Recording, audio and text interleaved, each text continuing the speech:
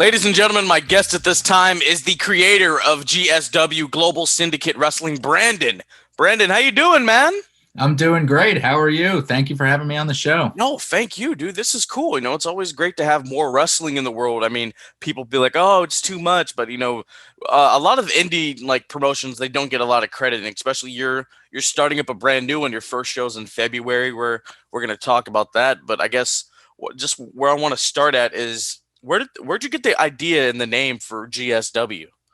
Well, originally we were thinking about what name would be catchy, kind of with the mission that we want to do.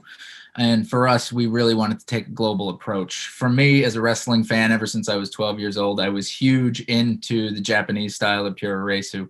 I love lucha libre. I love the American style, and we wanted to kind of come about and create a company that allows us to showcase multiple different styles and really has a worldwide approach. Giant Baba is a huge influence to what the style of wrestling I like, the King's Road, Four Pillars of Heaven, stuff like that. So for me, that was my inspiration to wrestling. So we definitely wanted global. We were originally thinking like Global Wrestling Syndicate, and then I do film production for a living, and one of the people that I film for is a huge wrestling fan, and they're like, "No, dude, GWS is not chantable. No, you need GSW, GSW." I'm like, "So Global Syndicate Wrestling? Okay, yeah, that's the name. There we go." Absolutely, man. I mean, like, even just coming up with the name of this podcast, like it was going to be something completely stupid. I'm a Sean Mark, right? Yeah, So it was going to be like sweet pod kick music. I'm like, oh, that's terrible. And then by the grace of God, Bulletcast pops in the head, So yeah. you need something that's catchy that people can easily identify with. People see a Bullet Club shirt, they automatically think my pod if they know it. So I'm like, okay, cool, we're in the right direction. That's the way to do it, and we're gonna be best friends because Shawn Michaels is my favorite wrestler of all time. So That we're that's in. hey, there we go. There we go. That's a question at the end, but I'm gonna ask it again anyway, so the people know. There we go. Absolutely, man. So I was gonna talk about the different kind of styles. So you said like Japanese and lucha libre. So are we gonna get like Juventud versus I don't know like Psychosis in a match, and then the next thing you know we're gonna get a big hoss fight like Vader and Stan Hansen, and then maybe some Giant Baba action? Something to that effect. I mean, and this is a debut announcement. We haven't even posted it on social media yet. I thought it would be cool being on a podcast. We drop something that nobody's known about. Our third match that we're announcing is triple threat. It is Ricky Reyes versus Gio Galvano versus Smiley. So we have a luchador in the match. We've got old school sort of traditional wrestling out of Gio, and then Ricky Reyes, who's an all-rounder, just excellent wrestler, has a huge body of work behind him. So that's kind of like, I don't know if you remember Impact when they did the Daniels, Joe, and AJ Styles match. This is like our version of that coming out the gate. Dude, I was just watching that the other day. Oh, yeah. It still holds up. Oh, without a doubt. It's so good. It's so good. The best match in the company's history, hands down. But dude, Yeah. that's awesome. So I mean, what made you decide to become a promoter in wrestling? I mean, I know people try their shot at like, oh man, I could book an amateur MMA fight. People try that. People try like underground boxing or like underground fighting in the backyard, what Kimbo Slice was doing back in the day. Mm-hmm. I mean, what made you want to try your hand at wrestling? I mean, my whole life I've had two dreams. I wanted to be a filmmaker and I wanted to be a professional wrestler. When I was younger, before I got into film, I trained ever since I was 14. I was in the ring. I was learning how to take bumps. I had a bad injury, completely destroyed my shoulder when I was 17. And I took a chill pill off of that and I pursued filmmaking. And thankfully, the film production's been really good to me. And it's gotten me to a point where I feel like I can start pursuing other things. So a buddy of mine who I used to wrestle with 10 years ago, who I've known since we were kids, he's always wanted to do a Fed, and we just, we had a drunk conversation at the end of at the end of my buddy's comedy show at a bar, and we're like, we should just start a wrestling company. We're like, you know what? Go ahead, let's do it. All in. Yeah, we'll just try it and we'll see what happens. But the most important thing to us is we have to do it. We want to do right to wrestling and we want to do right to the workers. And that to me is the most important thing. And that's like our mission statement. And that's something that we really want to take pride in. Absolutely, man. Because I mean, you hear these horror stories about like promotions starting up, and then promoter doesn't pay them right. I don't get that vibe from you, and I like that. I like that. Always Thank got you. to always got to take care of the boys and the girls. 100%, man.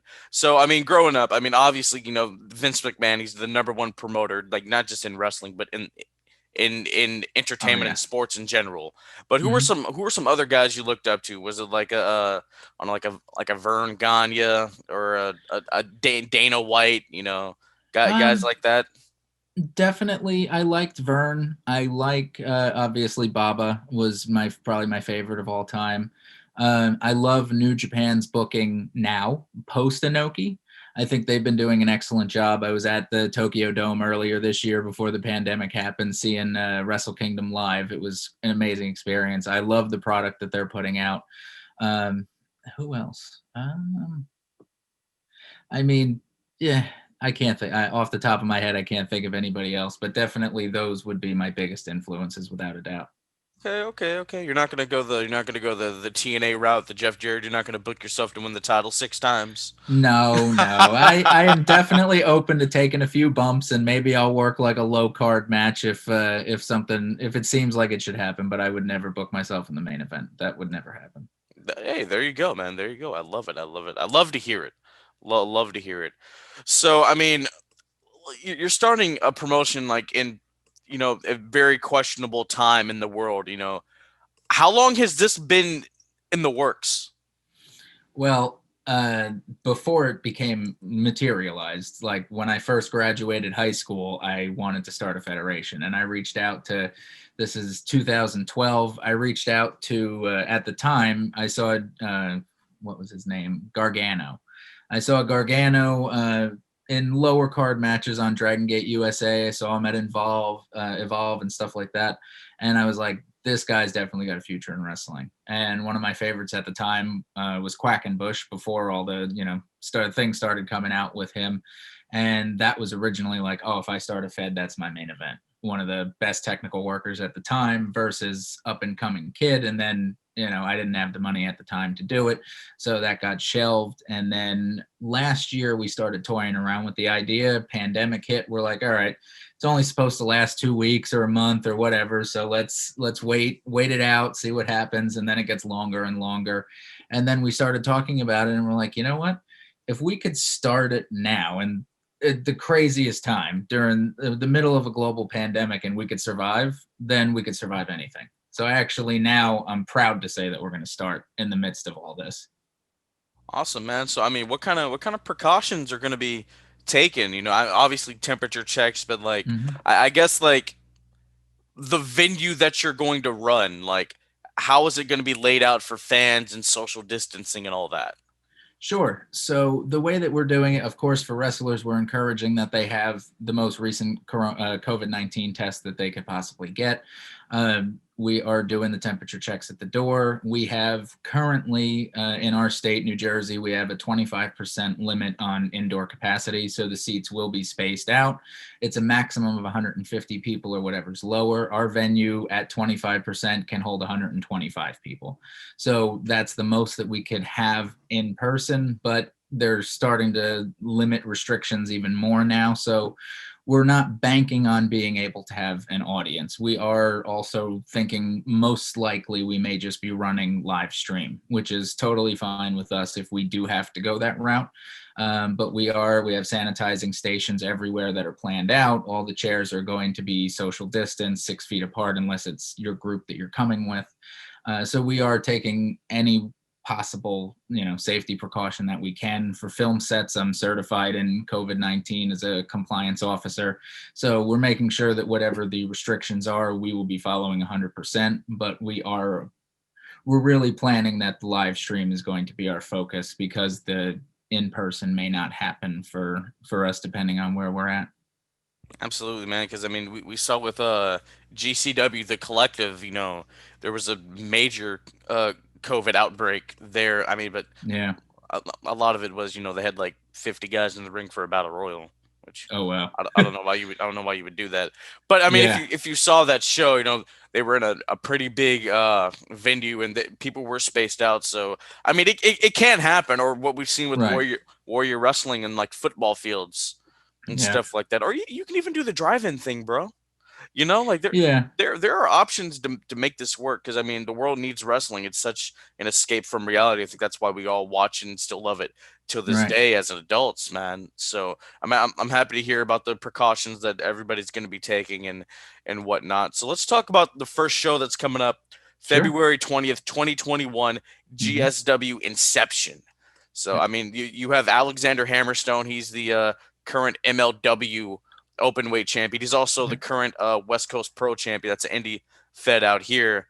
You're gonna have Yes. Deanna Perrazzo. She's a current knockouts champion for Yep. Impact. Shaw Guerrero. I mean, she's a part of a wrestling dynasty, man. Those are some Yep. big names right off the Yeah. bat. Yep. We wanted to pull no punches when it came to talent. Our main event, I mean, we have two-time Triple Crown champion Joe Doering against Hammerstone for our heavyweight championship. That, I mean, that's just going to be a classic. There's when I was able to book those two, I was like, this is a dream match. And to me, as a fan of wrestling, there's matches that I want to see, that I'm interested about, that I'm excited to watch. And I think if I have that excitement and everybody who's helping me behind the scenes has that same excitement, then the audience around the world, when they see the match, is going to be just as excited. Having Perazzo and Guerrero, for us, a lot of things that we've seen in the world, we really want to showcase the best women's wrestling that we can, given not having access to like WWE contracted wrestlers or AEW wrestlers or something, but we just want to do right by wrestling. We want to showcase, the absolute best talent that we can find and that we have access to, and just put on the craziest show that we can. Absolutely, man. So you said Hammerstone and what was the other guy's name? Joe Doering. Joe Doring. So they're wrestling for your heavyweight title. Yes. That's the inaugural title match. Could we see possibly are other titles in the works, like a woman's title, tag titles, Hmm. mid card? We are hoping by, we have 4 shows booked for the first year that we're Okay. planning on doing. We're going through like it's our first year. We don't want to overwhelm ourselves and go completely out of budget. We're comfortable doing 4 shows, and we're taking like a more exclusive approach. We're trying to give the absolute best that we can in 4 shows, as opposed to putting on smaller shows once a month in the beginning and seeing how it goes. And we're hoping by the end of the year to have a full roster of championships, from women's to mid card to tag titles, as well as the world championship. Absolutely, man. So four 4 shows, kind of like a AEW quarterly pay-per-view approach like that. Mm-hmm. So first show was in February. I'd say the next one is like late April type We're deal, looking, early it's May. May, yep, May 22nd, then Okay. August 21st, and November 20th. Okay, that's a nice space out. You have Yep, success with the first show, and then you build up the next card, make people anticipate and want more. I like that.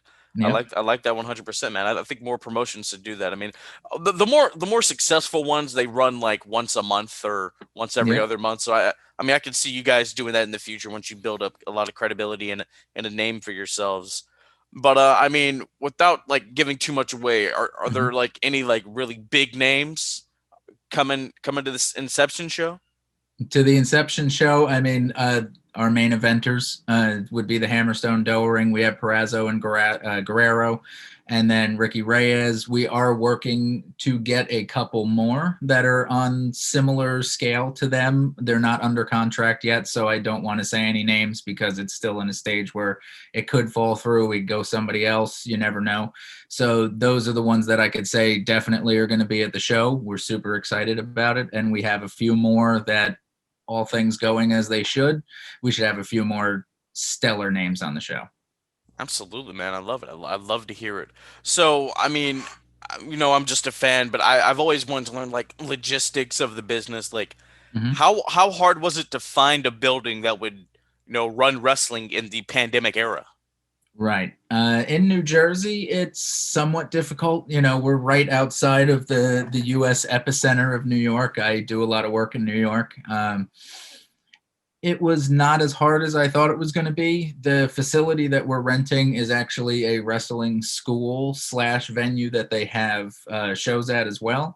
And during the pandemic, they've been renting out specifically for empty arena shows. So it actually worked out really well for us because we're, like I said, we're really gearing towards the live stream aspect of it. So for us, it's a venue that primarily does empty arena. It's not like a 1,000 or 2,000 seat venue, which we looked into. That was a little too scary to pay a price for a 2,000 seat venue and not be able to sell a single ticket, God forbid. So for us, it was this venue normally holds three or 400 people, but because of the pandemic, it looks like it's going to be about 100, 125. So for us, it makes more sense to go with that smaller venue that's used for empty arenas, and that'll be the one that we use primarily for live streaming. Absolutely, man. So, I mean, live streaming, I just subscribed to your YouTube channel before we even Oh, started sweet. recording here. Yeah. Thank you. It's the first video you got Shaw hyping up the match with Deanna. That Mm-hmm. that was super cool. So, I guess you guys are going to go live on your YouTube channel? No, we're going to be live on Fight TV. It's supposed to, Okay. they don't let you go live on there until I think 60 days before the event, but we already have the agreement signed and everything. So come late December, I'm guessing, we'll be live on Fight TV for people to start purchasing the pay per view in advance. Awesome, man. I mean, speaking of streaming, could we see you guys on IWTV in the future? Actually, no. Oh, We are working on our own app. So I have a lot of connections in the film industry, of course. So we're working on international distribution as well as our own app for the United States. But I think it should be accessible on any app or Android store. So we will have a streaming service on our website, and it will also be accessible on iPhone and Android, and that should be coming sometime in the first quarter of next year, presumably. We're almost done with the web app, and then they're going into the phone and well, both phone apps. We won't have it, sadly, on television, but we're working on a Roku channel instead. wow. Wow. I mean, a lot of like these indie promotions been in the game for like 10, 15, 20 years. They're not even thinking that far ahead. I mean, not that I've heard of. So that's very impressive, man. Thank you. I'm down for it. Let me know when that's out so I can download that 100%. Yeah, of course. I'm We're trying, and it hasn't happened yet, but we are trying to reach out to a lot of indie feds that are not able to get on IWTV. So that way we could also offer a platform for other independent wrestling companies or ones from other countries, so on and so forth, where they can have a home outside of, IWTV or any of the other options that are out there. absolutely, man. So, I mean, you said you and your buddy started this. How many other people are behind the scenes helping you guys? So I am co-founder. There's one other co-founder who, he wants to stay behind the scenes, so I won't mention names. And then we have one other friend who's I've known for God knows how long, back when we used to be on like wrestlingforum.com doing like the insulting each other matches back and forth and doing the fantasy bookings and stuff. And he's helping out with storylines, booking talent, stuff like that. He's down in Florida somewhere, and he knows a bunch of people. So he's been helping us find some of the names that we got on the show. So really, right now, it's just a team of three. Of course, when we have our show, we're going to have a much bigger team because we're doing a 4 camera live stream, like a pretty big production, hopefully. Absolutely, man. I assume you guys are going to get to the building like a couple days before, test out all the equipment, sound, Oh yeah. audio, all that, make sure nothing goes wrong. Yep. But it's wrestling, anything can happen. That's yeah. Unfortunately. But I mean, it sounds like you guys have good heads on your shoulders. You're determined. You're ready to do this. So, I mean, Global Syndicate Wrestling. So, I mean, is this going to be a touring brand? Right now, until the pandemic lets up, no. We're staying specifically in New Jersey. More likely than not, depending on where we're at with the pandemic, we'll probably be at the same location for the first year. I'm guessing, anything could happen as time goes on. But we are guaranteed that location if we want it on our 4 shows. We do want to branch out to other locations in New Jersey when we're allowed bigger crowds. We also are looking into doing shows in the Chicago area. I know there's a huge wrestling scene there, coming to Texas, Florida. And the ultimate dream one day, of course, would be to have a show in Japan, like Nippon Budokan Hall or something like that, or whatever. But that's ultimately going to be one of our dreams, is to work our way out to Japan. Absolutely. Just make sure you come out here to California. Come out here to the Bay Area. All right, we'll do the Bay Area. I mean, I think the biggest indie promotion out here, APW, they ran the Cow Palace Oh, twice okay. a couple years ago. So, hey, man, maybe you can work towards that. Or there are some Yeah, other nice venues out here that I'm sure that would be happy because there's such a huge independent wrestling fan base here. So I think you guys would do well here if you were to without a make your doubt. way. Yeah, that's S- awesome. So with all that being said, what are some of your other goals for GSW? Well, the like I said, I consider us a company by the fans for the fans. But at the same time, I also consider us a company by workers for workers. We are trying to launch something that should be coming out in the next week or two, the GSW Wrestler Relief Fund. We want to start raising money for a fund, I wouldn't call it a charity exactly, but whatever money we're able to raise, whether it's from our shows, whether it's from charity events, fundraisers, whatnot, we want to create a little stockpile of money that just sits there for wrestlers and their families that are in need. We want to do something to, wrestlers. That's been a huge talk lately, especially with like Andrew Yang going around talking about, how WWE wrestlers don't get insurance, they're independent contractors, that, all of that not so good stuff that shines a light on the wrestling industry. While we're definitely too small to be able to offer a better alternative to it, we want to create an environment for our workers where they have something that they could get out of us until we get to a stage where we can provide, a great work environment, 401k benefits, the stuff that everybody who wants to work should have. We can't do that right now, but what we can do is try and raise money. So in the event of some incident or tragedy in their lives, we can say, hey, maybe we raised $500 or $1,000. This will help you out. Whatever it is, we'd like to do that. We also are offering free acting classes to our wrestlers where they could, talk to a professional actor, acting instructor, and get feedback on their character to help them grow and develop. Because even if they don't stay with us, we want them to be as successful as they possibly can. Some finance education stuff, like, what to look out for and investing in stocks and stuff like that. All kinds of things that we want to make available to people who are kind enough to work with us in our early stages and just show that, we care about them. Wow, dude, that sounds absolutely amazing. I mean, could we possibly see a GSW training school sometime in the future? I mean, I'm totally open to it. Definitely not right in the beginning, but we just have to play it by ear. This is it's growing faster than I ever thought it would. Before we've even had our first event, sometimes we just Googled Global Syndicate Wrestling, and we see 411 Mania was posting about us. Pro Wrestling Insiders covering the event, and they talked about our two main events. It's like, I never would have thought that they would be covering us when we haven't even had a show yet. Like that, just the way that it's been growing, and you mentioning our show on every chance that you get, like it's been a phenomenal and humbling experience. So it's just, I can't really tell you what we're going to do next, because we were planning on it, just being this small little thing that grows slowly. But who knows? Maybe next year we'll have a TV deal and we'll have a wrestling school. I have no idea. Hey man, I'm all for it. I'm glad to help out, man. I want to get the word out. This sounds like a fascinating project. So, I mean, with the shows that you're going to be running, will it be just strictly pro wrestling, or will we get elements of sports entertainment? Well, I guess one way that we could say it is, I'm very much in agreement on with Cornette on what he says about like comedy and wrestling. I agree with Bischoff on how he says that a lot of federations are just doing the same old thing and they're not pushing the envelope anymore. So I could definitely say that there will be a slight entertainment aspect to it, but our primary focus is on quality wrestling storytelling. Um, you're not going to see like dive bombs over somebody tossing a grenade in the middle of the ring comedy. Like that's not our thing. While it's really funny, it's just, our passion lies somewhere else, and we want to focus on telling, stories through physicality. So entertainment is definitely going to be a part of it. It's what our industry is, but we do want to showcase the best wrestling in the world. Absolutely, man. And what I meant by sports entertainment, like not just comedy, like over the top characters, but that are believable. You know what I mean? Kind of Hmm. like this is gonna sound the Undertaker. I mean, the guy's a zombie for Hmm. 30 years, but you believed it. You know what I mean? Yep. Stuff like that. Without a doubt. Yep.